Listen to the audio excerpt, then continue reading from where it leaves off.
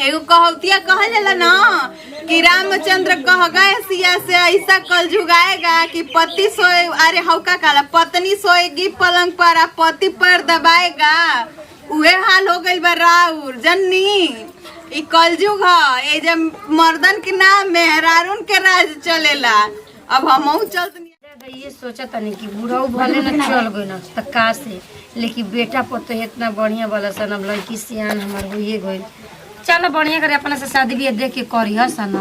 अपन चेत ले ले बटही बस का टेंशन उतना पाले के बाद लेके चले के बटे। लेकिन ये सोचा तनी कि अपना जिंदगी में बढ़िया घर बियाह शादी कर देती, का निमन दामाद उतार लेती, देख लेती आखिर का निमन रही। भगवान से तो यही विनती कर तनी कि हे भगवान, राम लक्ष्मण ने तो बेटा या पतोह दे देला, लेकिन हमरा बेटी के एगो राम नियन दामाद दे दे त का तनी नहीं रे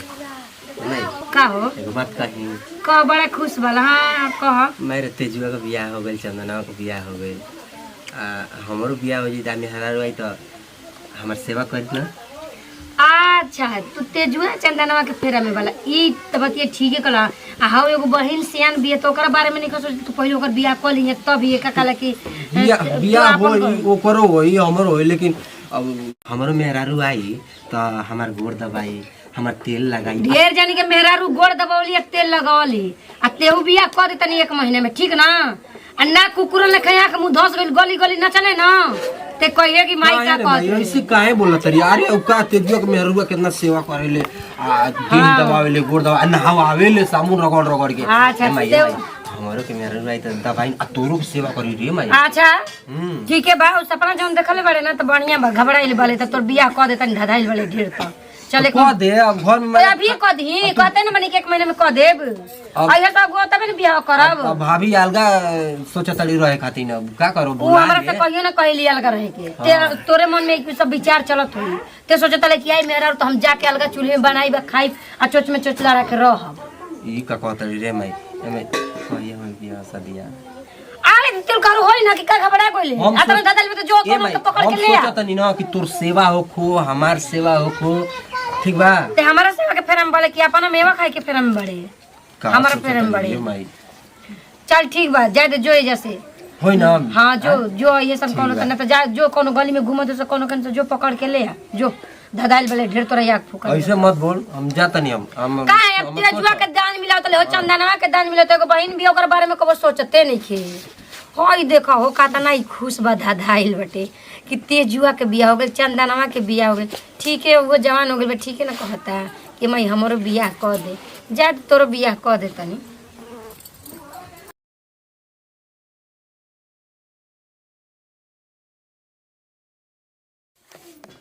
कितना गर्मी होता टे, पता ना कहाँ सब बाटे घर में का। ए सुना ना तनी गोड़ा दबा दे, कनिया गोड़ा दबा दम सुता तनी, ठीक बा। ऐसे बता ना कि आप उठी ना, उठी उठी उठी का दबा नहीं दबाओ तनी तनी उठी तो। अच्छा का भइल बोला। अरे शादी हो 1 महीना बाद शादी हो गइल ना, कम मरे कम ढोला परे तनी हमर पैर दबाई त। ई का करत बहुत दर्द करता, लागत कि टाटा टटी लांघन पर गइल बा, कोनो बच्चा सुसु क देले बा न। अरे पैर दबावे हम आनी तू हम अपन दबाओ। ये अपन उम्मीद छोड़ दे, ठीक ना कि पैर हम आपका दबाई, ठीक ना हम अपन दबाई के कहनिया दबाई कि ना दबाई बस बोले न। तुमके जाए में टाइम नहीं नहीं ना मत जा, हम तो चल रहे अपने भाई बाप को बोले पढ़ दिन चल जाए एजा एहू तरह हमके निक नहीं खेला हमारा रोई छोड़ के मत जा। तो गोड़ दबाओ, चल दबाओ तनी, चल दबाओ। आ सुबह नहा के आ साड़ी रखले बानी, साया रखले बानी, ब्लाउज रखले बानी, कुल एनी ओनी का सामान रखले बानी, कुल धो के अर्गनी पटांग दे। जय बुना हमके छोड़ के हमार कुल काम करब हम कब बोले हां करो लेकिन छोड़ के मत जा। लेकिन अपनी माई बाबूजी अपनी माई या भौजाई या बहन से बतावे कि नहीं कि हम ओकर गोड़ दबाई ना, कह देगा कि हमार खूब सेवा करेले, ठीक ना।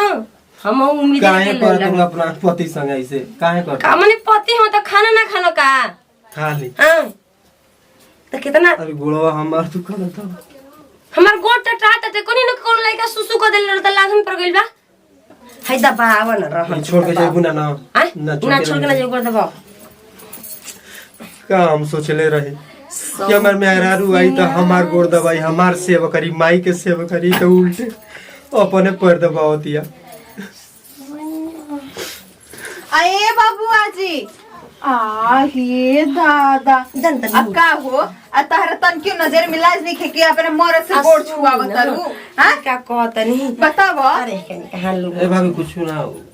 दे जी दे जानता नहीं उको तन के तन दे उतर गोड़ा ना के दे कितना मोट पर कितना पतील है। अच्छा चल हम बानी ठीक ना हमरा के सिखावा मत ता हमरा के सिखावा जी चलो ना हम तारे ले केतनो बानी ना तो बड़े बानी जल्लो तो का हो गई तेरे चित्तिरिया चली तो माने दर्द करत रहल का जी रो एकदम मेहर मौगी हो गई बानी नहीं हटी ऐसा कोन बा लंबा चौड़ा फेंक के गइली माने मार दे ना छुत रहल कि दूसर भाता छुत रहल तो बतइबो ना भाभी देख लेली देख के का हमर कलियो।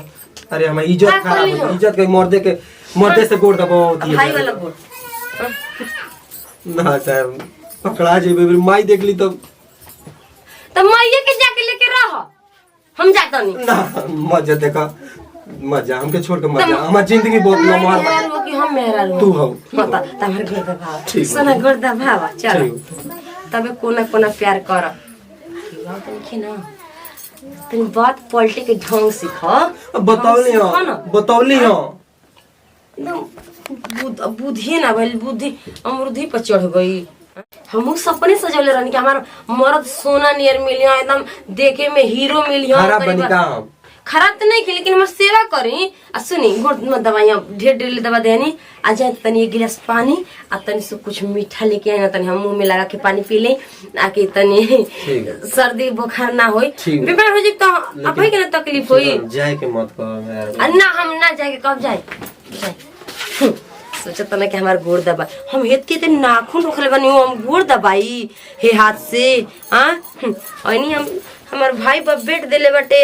अथु देले बता हम बेड पर सूत के आराम करब कि हम नाखून से गोड़ दबा मैं नाखून टूट जाई त दिया जे काहे कहू हैं ज्यादा पहिले कहत रह शादी बियाह हो गइल तब भगवान निके निके जिंदगी होने के अच्छा से खुशहाल रख आ खुश रह सब होने के ना खुशी में हमरो खुशी बा हमारा का ऊ तो छोड़ के चलिए गेलो त का उनकरा चिंता में मरत रह तो थोड़ी ना कुछ जिंदगी पार लागे। अये अम्मा जी का हो अक्का जी का करतनी बस कोने एक तनी मम्मी जी ए जो बैठी ना एगो बात बताओ तनी का तू बेचैन भई रहले तारा बेचैनी हो बैठी ना ए मम्मी जी रोजा तनी ना कि हमरा पेट में कोनो बात ना पछेला का भइले अरे देखो ना देवर जी के जी अरे तो ये के गोड़ दबावत रहलन आज ले खुश बाड़ू कि गोड़ दबावत अपने मेहरारू के तो आज ले और बड़का बेटा हमार गोड़ ना दबैले होई हां जी रोरो जाए अपना रोरो शादी होई ना तेहू सीख लिए तरो गोड़ दबाई ना रे ना ई बच्चे ई सब काम ना कोई पकड़ रुका बेटी के बढ़िया लूज सिखावे कि एक तो बाप नहीं किए कर हां तब का ऐसन कनिया आइल बड़ी घर में तो बेटी रूल का लूर लक्षण ढेर बढ़िया सीखली ना सीखी ओकर पीछे पीछे थोड़े नहीं जात ना हो तू अपन अच्छा से निमन लूर सीखियो कि जहां जइए ना देखी कितनी तोरा कुल बाटे और खा लो तार लार चुदा त पेटा बचल चने के ना नहीं जानत नहीं आजाद की मम्मी बड़ी ना उहे लेके आइल रहल ना तो हम उनकर से मांग लेनी है तोरकुल खोले हमरा भगवान ने हम जने तड़े माई बड़ा धधाई रहन शादी से खूब हमर सेवा कर यही से उनका से सेवा करावती है। हां जा कोनो बात नहीं के जाते वनी के केनो को गोड़ हाथ दुखात है त दबावले होई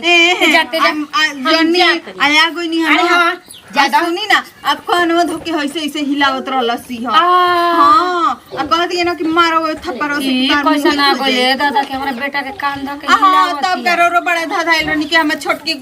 पतो ही आई त हमर बड़ा गोड़ दबाई सेवा करी और का सेवा करतिया आ सुनो ना ज्यादा उ ना के हमरा जी हमारे से ना कले होई अभी अका जी देवर जी खूब बढ़िया से गोड़ दबावत नी ना अभी ऐसे काहे बोलत हो तब का माई से अपना बतियाई हम जतन तरकुल खाए हटी जी खा चारो लार तो ना लागेला माई से कोई देलू अतेहु सुन हमार दादा रे के मेहरारू हो त हमरा के 3 टाइम लगा के घोड़े में खूब मालिश कर बेटा तो हम तो कैसे कही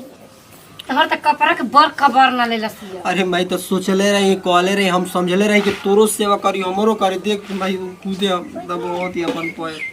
दबावा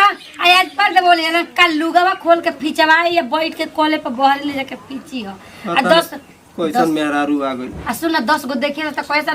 रकेशवा के तो मेहरारू 20 गो सुंदर ये पालकी चढ़ के तो तू ही ना बियाह शादी करावले रहली तू ही ना ता मैं दादा रानी यही ले कहनी कि निमन से होई त दादा आइल त हम का ओकर मतिये में घुसल बनी का के हम जानत रहनी हमारे लगे नत जले जैसन करनी वैसन भरनी ते सोचत रहे बड़ा बड़ा ख्वाहिश के सपना देखत रहे लेट के सपना पूरा हो गई हमार काम आज के बानी कल ढगरा जाए अब का करते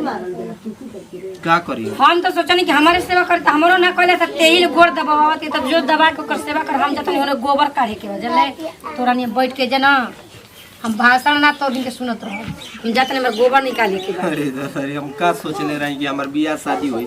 अरे का तेजुआ का शादी भइल 8 साल हो गई ओकर मेहरारू खूब सेवा करेले खूब तेल लगावेले आ घर परिवार में निमन से रहेले और हम सोचले रहनी 1 महीना हो गइल साला कि हमरो गोड़ दबाई माइयों को गोड़ दबाई घर परिवार में सुखी से रही तो उल्टे हो गइल साला सोच उल्टा हो गइल आ का जी बबुआ जी अब का हाथ धोइले बनी कपार पर अब तेल मलवाई खूबे बढ़िया से का करी भाभी का करी का जौन सोचले रहनी भइबे खूब ना तो करी तेल लगावा तनी ना ऐसन तेल लगावा तनी ऐसन जींस खिंचवा तनी कि रौरे खींचे के पड़ जाता करो लाजो ना लागेल लाज का लागे के बात बा जौन बात बस वही बटे अरे बबुआ जी अरे कलजुग जी कुछ हो सकेला एगो कहौतिया कहल जाला ना कि रामचंद्र कह गए सिया से ऐसा कलजुग आएगा कि पति सोए अरे हौका काला पत्नी सोएगी पलंग पर आ पति पर दबाएगा उहे हाल हो गइल बा राउर जन्नी ई कलजुग है ए जब मर्दन के नाम मेहरारून के राज चलेला अब हमहू चलतनी अपने मर्द से कम के हमरो गोड़ दबावा राकेश बबुआ इतना गोड़ दबावा तनी ना अपना मेहरारू के कि का कहे के हमहू चलतनी कहे कि हमरो गोड़ दबावा।